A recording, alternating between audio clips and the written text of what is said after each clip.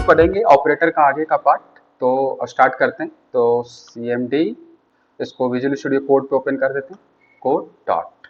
अच्छा, तो हम लोगों ने लास्ट टाइम पढ़ा था अर्थमेटिक ऑपरेटर। आज हम लोग ऑपरेटर का अगला पार्ट स्टार्ट करेंगे। मैं बता रहा हूँ क्या पढ़ाने जा रहा हूँ। तो इसको फाइल बना लेते हैं पहले, ऑपरेटर 3 डॉट। तो आज हम लोग ऑपरेटर में पढ़ने जा रहे हैं रिलेशनल ऑपरेटर। क्या पढ़ने जा रहे हैं? रिलेशनल ऑपरेटर, है ना। बस सबसे पहले ये समझते हैं कि रिलेशनल ऑपरेटर में कौन कौन से ऑपरेटर आते हैं। जैसे कि मैं बता देता हूँ, जैसे greater than, less than, greater than equal to, less than equal, not equal, not double equal, triple equal, ये सारे कैसे ऑपरेटर है? रिलेशनल, ठीक है ना। तो रिलेशनल ऑपरेटर को कवर करते हैं सबसे पहले, आज वो देखते हैं। तो मान लो मेरे पास एक वेरिएबल है ए इक्वल है 5, एक वेरिएबल है बी इक्वल है क्या? 10, है ना। अगर मैं इसमें रिलेशन चेक करूं तो यहाँ पे क्या लिखा? ए ग्रेटर दैन बी।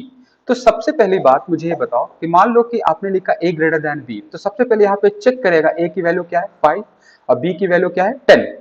तो चेक करेगा क्या ए बड़ा है बी से, ये चेक करेगा क्या ए बड़ा है बी से, चेक करेंगे। तो अगर ए बड़ा है बी से तो बताओ इसका रिजल्ट जो कैलकुलेट होगा, इसका रिजल्ट क्या होगा? बुलियन टाइप की वैल्यू। आपको बताया था एक बुलियन डेटा टाइप होता है।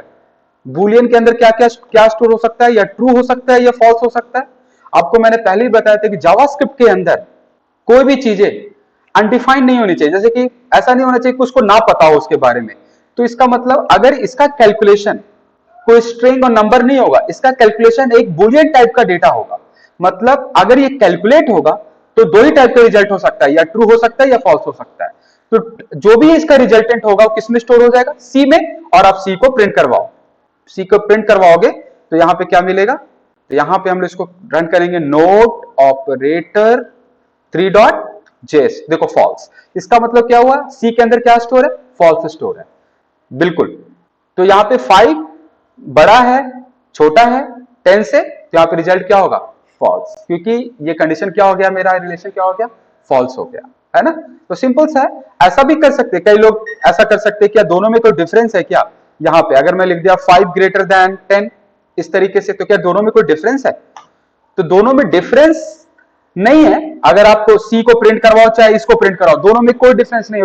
उसका कंसोल डॉट लॉग का काम होता है प्रिंट कराना। वो प्रिंट कराएगा, जो भी रिजल्ट होगा वो प्रिंट कराएगा। तो इसका रिजल्ट क्या होगा? ये ऑपरेटर है मेरा, इसका रिजल्ट कैलकुलेट होगा और आपके स्क्रीन पे यहां पे क्या प्रिंट करेगा? फॉल्स। तो कोई पूछेगा अगर सी और इसमें क्या डिफरेंस है, तो डिफरेंस ये है कि आप सी को दोबारा यूज कर सकते हो, इस फॉल्स को दोबारा यूज कर सकते हो। क्यों? क्योंकि एक वेरिएबल में स्टोर है इसलिए। ये इस चीज को आप दोबारा यूज नहीं कर सकते। दोनों में डिफरेंस है, चाहे आप ऐसे लिख लो चाहे ऐसे लिख लो। लेकिन अगर आपको किसी चीज को दोबारा यूज करना है, सी को आपको दोबारा कहीं पे प्रिंट करवाना है, कहीं पे आपको कंडीशन चेक करना है, तो सी को आप यूज कर सकते हैं। बहुत अच्छा है ना। तो यहां पे एक चीज और एक एग्जांपल हुआ। दूसरा एग्जांपल में चलते हैं कि मान लो मेरे पास एक वेरिएबल हुआ और इसमें मैंने 5 डाल दिया डबल कोट्स के अंदर, और यहां पे लिख दिया var b इक्वल 10, है ना। तो इस केस में क्या होगा? इस केस में अगर मैंने लिखा यहां पे a greater than a less than b लिखा, तो इस केस में क्या होगा? आप बताओ। इस केस में तो स्ट्रिंग है, स्ट्रिंग के साथ कंपेयर होगा क्या? ये 5। लेकिन देखो ये कंपेयर करता है, कैसे करता है मैं बताता हूं। अगर स्ट्रिंग के अंदर न्यूमेरिकल वैल्यू है, तो ये चीजें आपको स्ट्रिंग और नंबर का वैल्यू आपको कब चेक करना होता है? जब प्लस लगा होता है। जब प्लस है तब हम लोग देखेंगे कॉन्केटेनेट हो जाता है। लेकिन जब ऑपरेटर रिलेशनल लगा हुआ है तो एक कंडीशन चेक करेगा। स्ट्रिंग से मतलब नहीं है कि स्ट्रिंग है ये नंबर है, ये कंडीशन चेक करेगा और आपका रिजल्ट क्या होगा? कंसोल डॉट लॉग, और ए छोटा है बी से, यस, तो ट्रू। तो इसका आउटपुट क्या होगा? ट्रू होगा, क्योंकि ये चेक करेगा कंडीशन, और इसका आउटपुट क्या मिलेगा आपको? ट्रू, है ना। तो इसमें ये नहीं देखना है कि क्या मुझे मिल रहा है। अगर इसने किसी ने बोल दिया कि इसमें हेलो डाल देते हैं, तब इसका आउटपुट क्या होगा? इस केस में इसका आउटपुट हो जाएगा फॉल्स, क्योंकि हेलो लेसर नहीं है बी से, है ना। इस केस में आउटपुट क्या हो जाएगा? फॉल्स। जब कंडीशन नंबर होगा तभी चेक करेगा कि हाँ इससे छोटा है। लेकिन ये ऐसा नहीं कि एरर हो जाएगा, एरर नहीं होगा। इस केस में आउटपुट हो जाएगा फॉल्स। अगर इस केस में देखें तो इसका आउटपुट हो जाएगा फॉल्स। लेकिन अगर आप इसमें नंबर डाल देते हो तो इस केस में आउटपुट हो जाएगा ट्रू, क्योंकि ये नंबर के साथ चेक करेगा, ये नहीं चेक करेगा उसमें लगा हुआ है कि आपका स्ट्रिंग है या नंबर है। ये सिर्फ नंबर को चेक करेगा। इस केस में नंबर को चेक किया, आउटपुट दे देगा ट्रू।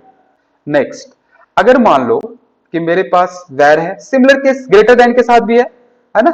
लेसर या ग्रेटर देन दोनों सेम है। एक होता है ग्रेटर देन इक्वल टू, अब इक्वल टू मैं बता रहा हूं क्या होता है। जैसे मान लो यहाँ पे 10 है, यहाँ पे लिखा b इक्वल 20, ठीक है ना। अगर मैंने लिखा वेर c इक्वल, यहाँ पे लिखा a greater than equal to b, इस केस में क्या होगा कि ये बड़ा चेक करेगा a बड़ा है कि b से नहीं, और बराबर भी चेक करेगा कि बराबर है या नहीं, है ना। तो इसका मतलब यहां पे अगर 10 लिख देते हैं और यहां पे अगर कंपेयर करते हैं कंसोल डॉट लॉग सी को प्रिंट करवाते हैं, तो आउटपुट क्या मिलेगा मुझे, देखो ट्रू, क्योंकि ठीक है बड़ा तो नहीं है लेकिन बराबर तो है। लेकिन अगर ये साइन हटा देते हैं तो आउटपुट क्या मिलेगा, फॉल्स, क्योंकि बड़ा से बड़ा चेक कर रहे हैं। इसमें क्या चेक कर रहे हैं कि ए बी से बड़ा है या नहीं, ये नहीं चेक कर रहे हैं कि बराबर है कि नहीं। तो बराबर लगाने के लिए आपको ग्रेटर देन इक्वल लगाना है। सेम बाकी केस वही है स्ट्रिंग का, उससे कोई मतलब नहीं है, सिंपल अभी भी आउटपुट क्या देगा, ट्रू, क्योंकि बराबर तो है ही। इसके अगर यहाँ पे हेलो कर देते हो तब आउटपुट क्या होगा, क्योंकि बराबर नहीं है ये, और ये आउटपुट क्या हो जाएगा, फॉल्स, और ना बड़ा है, ठीक है। तो यहाँ पे मैंने 10 डाला, ये एक एग्जाम्पल था। दूसरा एग्जाम्पल क्या होगा मेरा यहाँ पे, ठीक है। तो ग्रेटर देन, ये वाला जो ऑपरेटर था ग्रेटर देन लेस देन, उसका उल्टा है greater than equal to less than equal to. अब एक ऑपरेटर है not equal to. Not equal to क्या करता है देखते हैं। मेरे पास एक वेरिएबल है a, पहले डबल इक्वल को समझते हैं फिर नॉट इक्वल को समझेंगे, 10, और यहां पे एक वेरिएबल है b इक्वल 20, क्लियर है। अगर मैंने लिखा वेर c इक्वल, मुझे पता है कैसे कंडीशन चेक करना है कि a b के बराबर है या नहीं।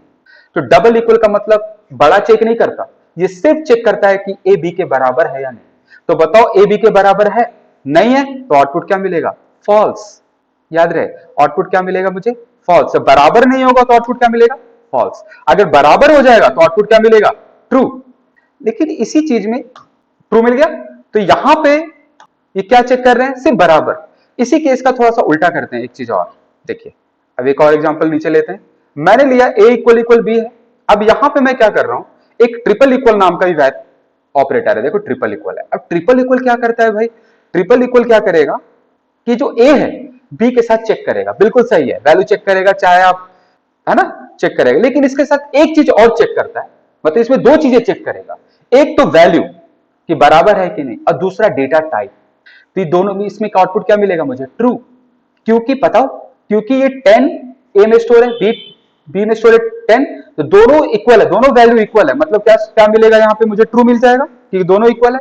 प्लस इसका डेटा टाइप, ये ट्रिपल इक्वल क्या करता है, डेटा टाइप भी चेक करता है कि डेटा टाइप क्या है, दोनों का सेम है, ये भी नंबर है, ये भी नंबर है। लेकिन अगर मैं इसको डबल कोट्स में डाल दिया और फिर इसके बाद चेक कर रहे हैं, तो आउटपुट मिलेगा फॉल्स, क्योंकि इसमें वैल्यू तो सेम है बट डेटा टाइप अलग है।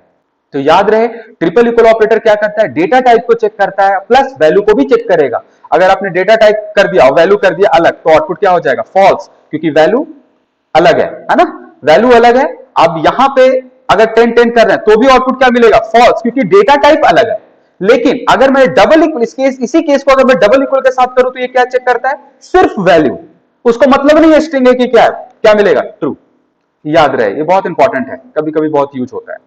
अगला केस, मान लो मेरे पास एक ए वेरिएबल है, इसमें क्या लिखा हुआ है 10, मेरे पास एक और वेरिएबल है बी, इसमें क्या लिखा हुआ है 20, है ना। एक वेरिएबल सी इक्वल मैंने लिखा A not equal to B. A not equal to B का मतलब क्या होता है, नॉट इक्वल टू का मतलब होता है अगर दोनों, एक ए और बी दोनों आपस में बराबर नहीं है तो ट्रू होगा। तो बताओ दोनों बराबर है, नहीं है ना, तो इसका मतलब इसका आउटपुट क्या होगा, ट्रू। बराबर नहीं है तो ट्रू, अगर बराबर है तो फॉल्स। अगर बराबर है, अगर दोनों को मैं बराबर कर दूंगा तो आउटपुट क्या मिल जाएगा, फॉल्स। ये चेक करता ऑपोजिट है, इक्वल इक्वल का ऑपोजिट है ना। तो जब बराबर होता है तो आउटपुट क्या मिलेगा, फॉल्स। लेकिन अगर किसी ने इसके साथ, मान लो ये तो नॉट इक्वल का हो गया केस, ठीक है, इसके साथ स्ट्रिंग भी लिख दो, कोई फर्क नहीं पड़ेगा, इसके साथ सेम आउटपुट क्या मिलेगा, फॉल्स। अगर आप इसको 12 कर दोगे तो आउटपुट क्या मिलेगा, ट्रू, क्योंकि बराबर नहीं है। अब इसी के साथ एक चीज और देखिए, एक एग्जांपल और दे रहे हैं, इसी को मैं यहां पे कॉपी कर रहा हूं। अगर मान लो यहां पे मैंने लिखा A not equal, equal equal, A not double equal. अब नॉट डबल इक्वल का मतलब क्या होता है कि बराबर नहीं है तो चेक करेगा, लेकिन साथ में डेटा टाइप भी चेक करेगा। साथ में क्या चेक करेगा, डेटा टाइप। अब बराबर है, दोनों बराबर है, मतलब ये आउटपुट क्या होगा मेरा, बराबर है तो क्या देता है, फॉल्स, तो आउटपुट क्या मिलेगा, फॉल्स, दोनों बराबर है। लेकिन अगर मैं दोनों को बराबर नहीं करता हूं, 10 और 12 करता हूं, तो आउटपुट क्या मिलेगा, ट्रू। लेकिन अगर मैंने एक को स्ट्रिंग बना दिया, मतलब ये दोनों क्या हैं, बराबर नहीं है, तो आउटपुट क्या मिलेगा, ट्रू। लेकिन अगर मान लो दोनों को 10 10 कर दिया तो इसका आउटपुट क्या हो जाएगा, ट्रू। फॉल्स नहीं, क्योंकि यहाँ पे एक ये नंबर चेक किया, दोनों वैल्यू को चेक किया तो वैल्यू क्या मिला, बराबर। तो अगर इस केस में अगर ऐसे लगा होगा तो आउटपुट क्या मिल जाएगा, फॉल्स। लेकिन अगर आपने एक और इक्वल लगा दिया तो आउटपुट क्या मिल गया, ट्रू। क्यों बताएं, यहां पे नॉट इक्वल किया, नॉट इक्वल क्या करता है, ये वैल्यू को चेक करता है, तो वैल्यू दोनों को क्या मिल गया, बराबर। बराबर मिल गया तो ये ऑपरेटर क्या करता है, आउटपुट क्या देता है, फॉल्स। बराबर नहीं पे ट्रू देता है, तो आउटपुट क्या मिला, इसका इसका आउटपुट क्या मिल जाएगा, फॉल्स। लेकिन इस केस में ये डेटा टाइप भी चेक करता है। अगर नॉट इक्वल लगा हुआ है तो क्या चेक करेगा, नॉट डबल इक्वल लगा हुआ तो क्या चेक करेगा, डेटा टाइप। और डेटा टाइप क्या मिलेगा, बराबर नहीं मिलेगा। इसका डेटा टाइप बराबर नहीं है ना, इसका मतलब इसका आउटपुट क्या होगा, ट्रू, है ना। तो ये रिलेशनल ऑपरेटर का एग्जांपल है ना। इस तरीके से आप इसको सारे ऑपरेटर को यूज कर सकते हो, है ना। ये रिलेशनल ऑपरेटर